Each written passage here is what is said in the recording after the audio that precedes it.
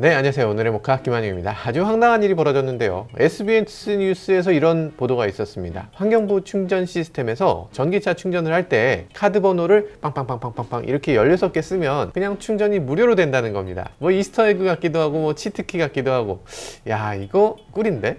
어떤 내용인지 살짝 보시겠습니다. 환경부 충전기는 카드가 없어도 16자리의 회원번호만 입력하면 충전됩니다. 16자리 모두 0을 입력하면 공짜 충전이 된다고 말했습니다. 실제 해봤더니 전기차 충전이 됩니다. 그러니까 이 충전기에다 꽂고 회원카드 번호만 누르면 그럼 그냥 충전이 된다는 거예요. 근데 희한한 건 회원카드 번호만 알면 돼. 패스워드가 없어.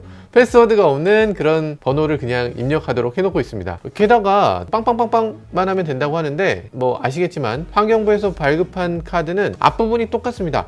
10101010이에요. 여기서 보면 이게 누구 개인의 카드로 밝혀졌다 뭐 이렇게 얘기하는데 그랬을 리가 없죠. 그럼 내가 카드를 딱 받았는데 번호가 빵빵빵이야. 그러면 그거를 그냥 좋다고 썼을까요? 이거 그냥 막 사람들이 너도 나도 막 입력해서 나한테 카드 요금이 막 수십만 원 나왔을 텐데 이걸 그냥 썼다고 말이 안 되죠. 뭔가 좀 이상합니다.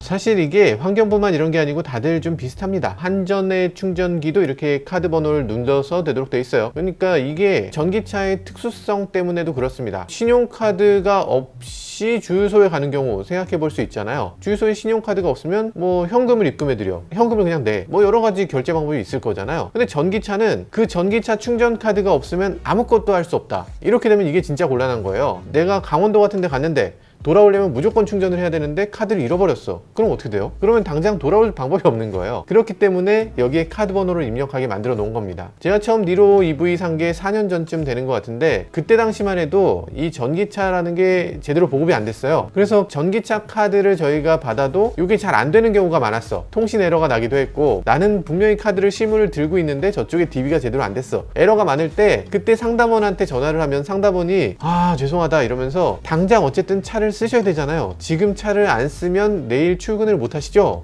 이러는 거예요. 사실 그럴만하지. 얼마나 많은 항의를 받았겠어. 차가 나는 생계인데 그럼 굶어 죽으란 얘기냐? 뭐 이런 사람들도 분명히 있었을 거고 출근 어떻게 하란 말이냐? 이런 사람도 있었을 거고 상담원이 이미 쩔어 있었습니다. 정말 너무너무 힘들었어. 그러면서 상담원이 번호를 얘기해줬어요. 1010-00000000을 찍으시면 돼요. 이렇게 얘기하시더라고요. 그러니까 정말 충전이 됐었어요. 그때 당시에 잘 안 되는 사람들이 너무 많았고 잘 안 되는 사람들도 어떻게든 충전은 해야지 다음날에 차를 탈 수 있으니까 이때 뭔가 문제가 있는 사람들을 위한 번호, 근데 그걸 막 어려운 번호로 하면 전화로 오랫동안 붙들고 있어야 되니까 쉽게 그냥 얘기해 줄 수 있는 그런 번호로 그때 당시 만들었던 적이 있었어요. 지금은 당연히 막혀 있겠지 라고 생각했는데 막지 않았고 그러면서 최근까지 이걸 일상적으로 쓰게 된 것 같습니다. 그러고 요번에 막혔다는 거죠. 너무하지 않나?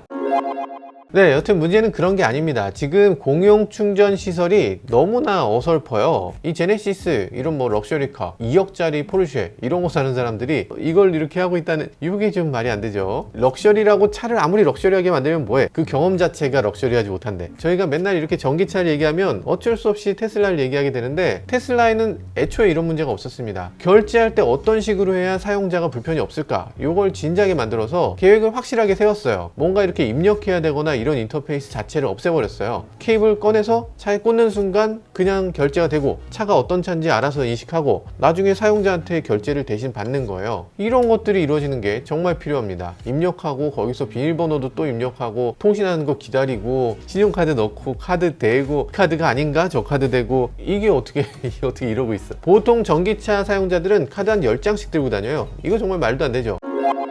사실 현대차도 가만히 있는 건 아니죠. 그래서 꽂으면 이제 자동으로 페이되는 그런 시스템을 갖춘다고 하는데 아직 제대로 되는 경우는 그렇게 많지 않은 것 같아요. 기존까지 나왔던 차는 다 안 되고요. 이제 나오는 아이오닉 5부터 뭐가 좀 되는 것 같은데 되는 모습을 저희가 보진 못했습니다. 근데 전기차 만들기 시작한 지 한참 됐잖아요. 테슬라는 그 기능을 10년 전부터 시작하고 있는데 뭐 현대차나 기존 자동차 회사들도 전기차를 만들기 전에 그냥 어떻게든 충전하면 되겠지 이러는 게 아니라 전기차를 어떻게 충전할지부터 고민을 같이 했어야 됐어요. 정부도 전기차보다 먼저 그냥 충전기를 대충 막 보급하기 전에 이런 것에 대한 정말 어떤 식으로 충전할지에 대한 계획이 확실하게 마련되고 그러고 진행하는 게 좋을 것 같습니다. 지금 전기차 충전하는 사업자가 22개가 넘는다고 하는데 제각기이기 때문에 사용자 입장에서는 충전하는 22가지 방법을 익혀야 돼요. 뭔가 잘못된 것 같고 이것에 대한 계획이 정말 제대로 만들어질 필요가 있습니다. 정부에서도 지금 차에 보조금 주는 것에만 너무 급급한데 이 자동차에 투입하는 노력 대신에 이 인프라를 제대로 만들려는 이 표준화되는 노력,